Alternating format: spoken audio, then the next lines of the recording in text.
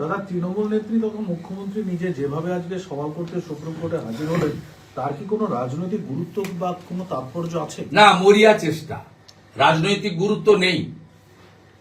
আমি আবারও রিপিট করি, দুটো কারণে গেছেন। 2 বছর লাগবে বলে উনি অনেককে বলে গেছেন। উনার ঘনিষ্ঠ লোকেরা বিভিন্নভাবে খবর আমাদের পাঠিয়েছেন। ওনার ডায়ে বায়ে যারা আছে সবাই যে উনার লোক তা নয়, খবর পাঠিয়েছেন। উনি বলে গেছিলেন যে আমি পুরনো ভোটার লিস্টেই ভোট করাবো, সেই জন্যই আমি সর্বোচ্চ আদালতে যাচ্ছি। সেই প্রশ্নে যাননি ইলেকশন কমিশন, আমাদের সুপ্রিম কোর্ট অফ ইন্ডিয়া। তারা আইন মানেন, তারা অত্যন্ত সিনিয়র জাজেস ভারতবর্ষে। আইন সংবিধান মেনে ইলেকশন কমিশনকে 324 থেকে 326, মূলত 324 থেকে 329 মূল আমাদের RP act, representation of the people's act, এই অ্যাক্টের মধ্যে ইলেকশন কমিশনের অধিকার ক্ষমতার মধ্যেই তারা এগুলো করেছে। এবং তারা ভদ্রভাবে মুখ্যমন্ত্রীকে থামাতে চেয়েছিলেন, বলেছিলেন your advocate is very senior and competent, please allow. তা উনি তারপরেও যেসব করেছেন সবাই দেখেছেন, এবং আলটিমেটলি প্রমাণ হয়েছে এসআইআর আটকানো, যেটি নবম এসআইআর, নট নিউ। এর আগে 8ম এসআইআর হয়েছে।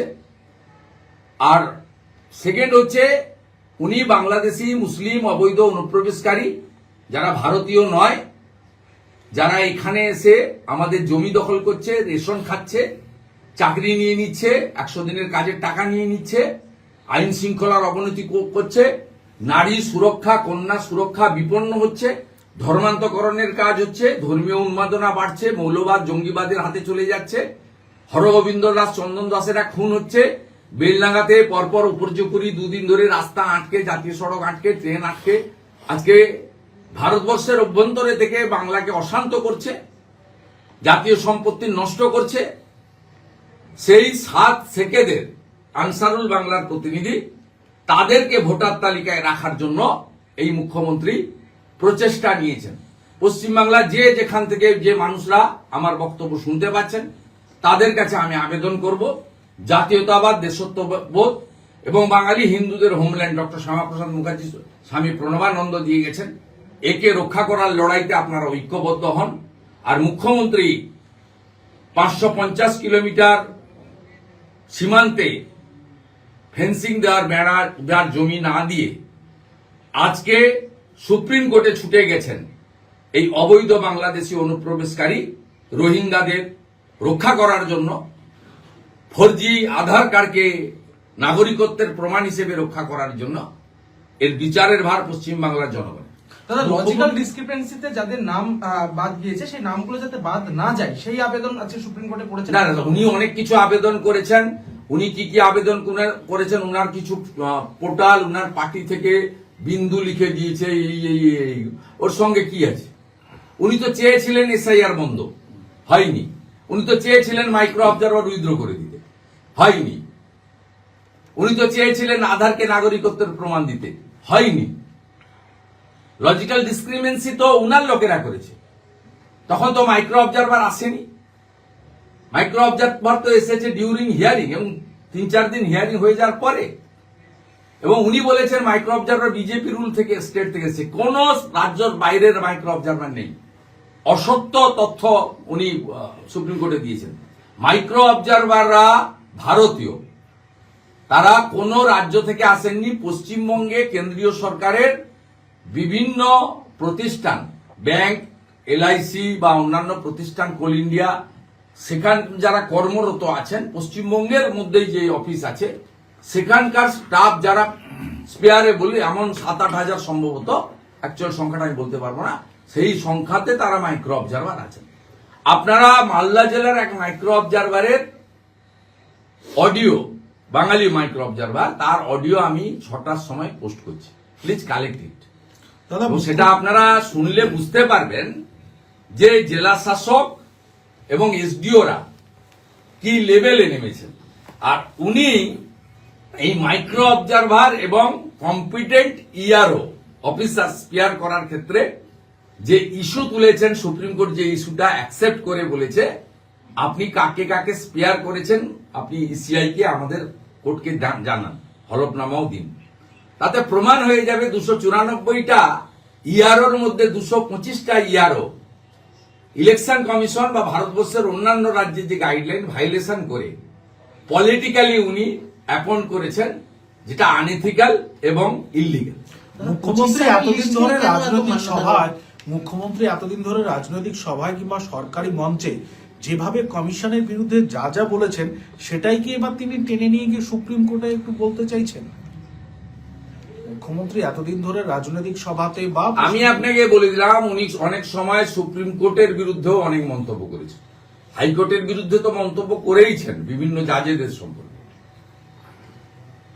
অতএব উনি যেটা উনার পছন্দ হবে না, যেটা উনার মনঃপূত হবে না, উনি ক্ষমতা ধরে রাখার ক্ষেত্রে যে সাংবিধানিক বডি হতে পারে, যে ব্যক্তি হতে পারে, যে সংবাদ মাধ্যম হতে পারে, যে রাজনৈতিক দল হতে পারে, যে প্রতিবন্ধকতা সৃষ্টি করবে, লফুল ওয়েতে করলেও তার বিরোধিতা করা, তাকে ব্যক্তিগত আক্রমণ করা উনার কাজ।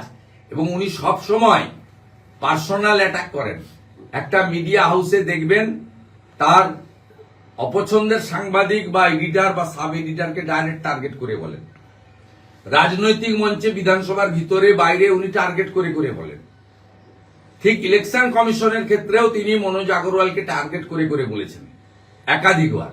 তিনি মাননীয় সিইসি জ্ঞানেশ কুমারজিকে ভ্যানিশ কুমার বলে বা ইত্যাদি বলে আক্রমণ করেছেন উনি উনার লোকেরা।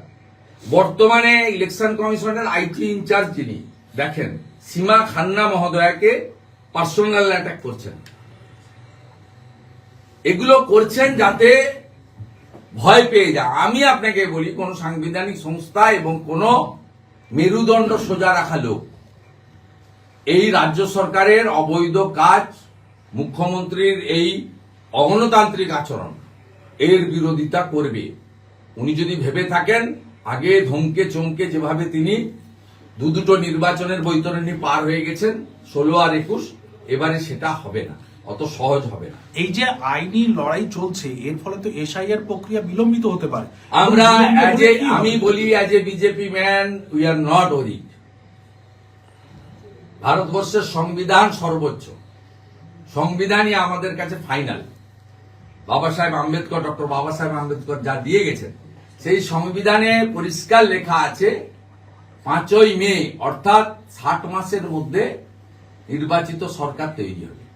নির্বাচিত সরকার তৈরি করতে গেলে বিধায়ক নির্বাচিত করতে হবে, বিধায়ক নির্বাচিত করতে গেলে নির্বাচন করতে হবে, নির্বাচন করতে গেলে নির্বাচনের নির্ঘণ্ট প্রকাশ করতে হবে, নির্বাচনের নির্ঘণ্ট প্রকাশ করতে গেলে চূড়ান্ত ভোটার তালিকা প্রকাশ করতে হবে, চূড়ান্ত ভোটার তালিকা প্রকাশ করতে গেলে এসআইআর বা ভোটার তালিকাকে ত্রুটিমুক্ত করার প্রয়োগ করতে হবে। আজ যদি চূড়ান্ত ভোটার তালিকা প্রকাশিত না হয়, তাহলে নির্বাচনী নির্ঘণ্ট ঘোষণা হবে না। নির্বাচনী নির্ঘণ্ট ঘোষণা না হলে বিধায়করা নির্বাচিত হবেন না। বিধায়করা নির্বাচিত না হলে রাজ্য মন্ত্রিসভা বা মুখ্যমন্ত্রী গঠিত হবে না। 5ই মে রাত্রি 12টার পর কাউকে চাইতে হবে না, কেউ বাধা দিলেও কিছু হবে না, কোনো জায়গায় কেউ হস্তক্ষেপ করার সুযোগ নেই। রাজ্যে রাষ্ট্রপতি শাসন অটোমেটিক কোর্সে কার্যকর হবে। এই বিষয়ে ভারতীয় জনতা পার্টির কোনো ভূমিকাও নেই, কোনো রোল নেই।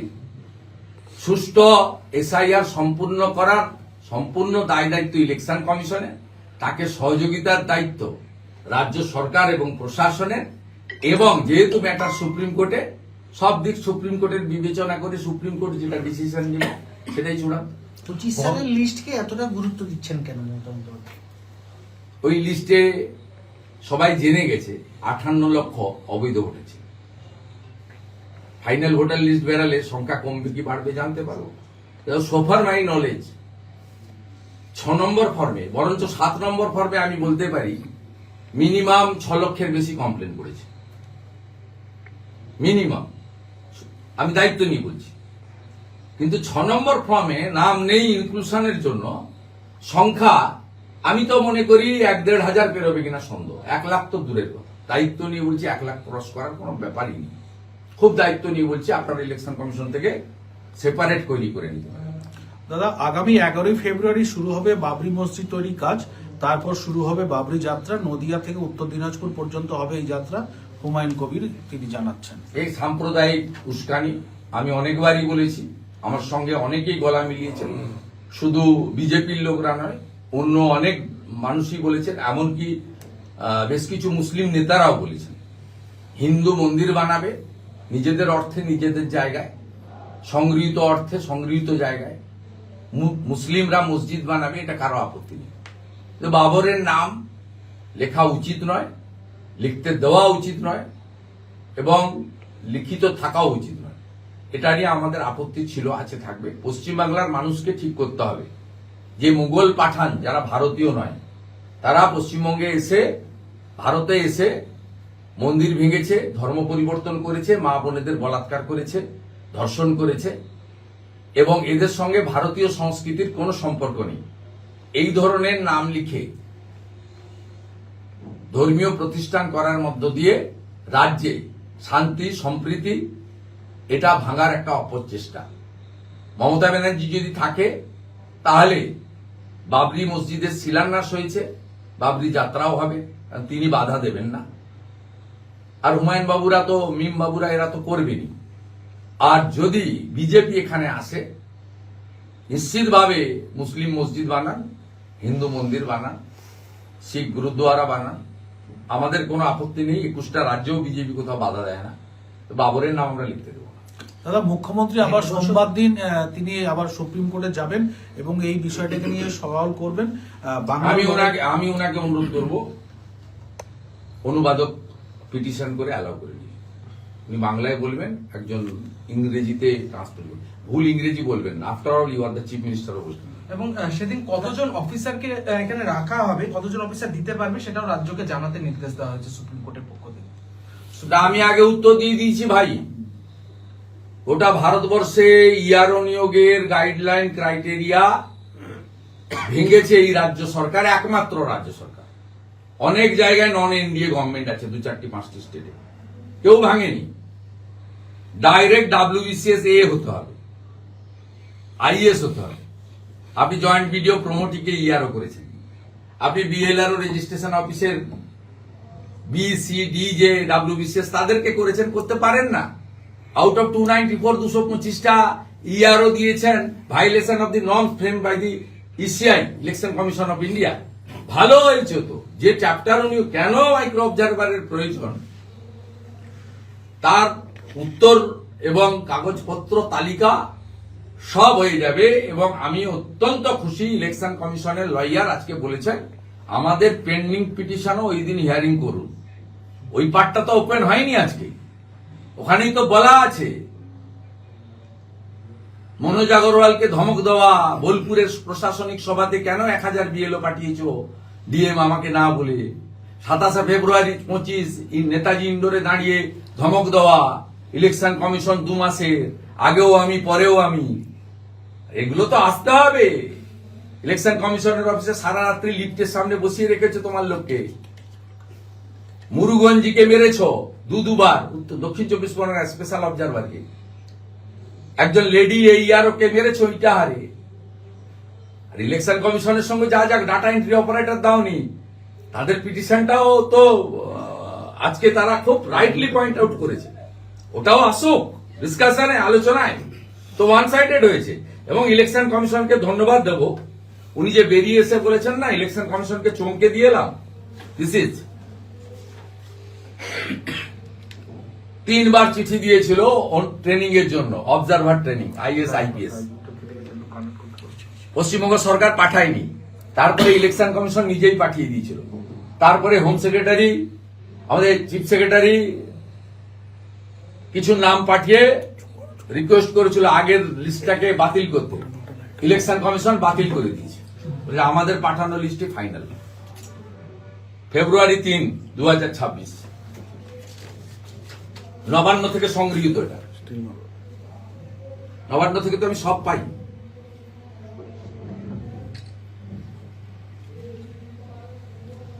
ECI কে চমকানো যায় না। আমি ECI প্রতিনিধি নই, তবু বলছি সাংবিধানিক বডি 324 থেকে 26 সুপ্রিম পাওয়ার দিয়ে গেছে, সবকে যেতে হবে। জগদীশ প্রসাদ মিনা, উলগানাথন, উলগানাথন, PB সেলিম, সবকে যেতে হবে ট্রেনিং নিতে। request null and void by the ECI. This is ECI. এবং তাদের হাতে কনস্টিটিউশনাল পাওয়ার দিয়ে গেছে ডক্টর বাবা সাহেব আম্বেদকর। আপনি কেউ নয়। All political party, all law abide people, citizen of India, তাকে কোঅপারেট করা উচিত। আমি এই মিটিং করবো। দাদা, মালদায় 1 বছর আগে ডিএলএ দের ট্রেনিং করাচ্ছিল আইপ্যাক, এমনই তথ্য সামনে এসছে। তাহলে এসআইআর নিয়ে এই যে পুরো প্রক্রিয়া, এটা কি রাজনৈতিক ষড়যন্ত্র?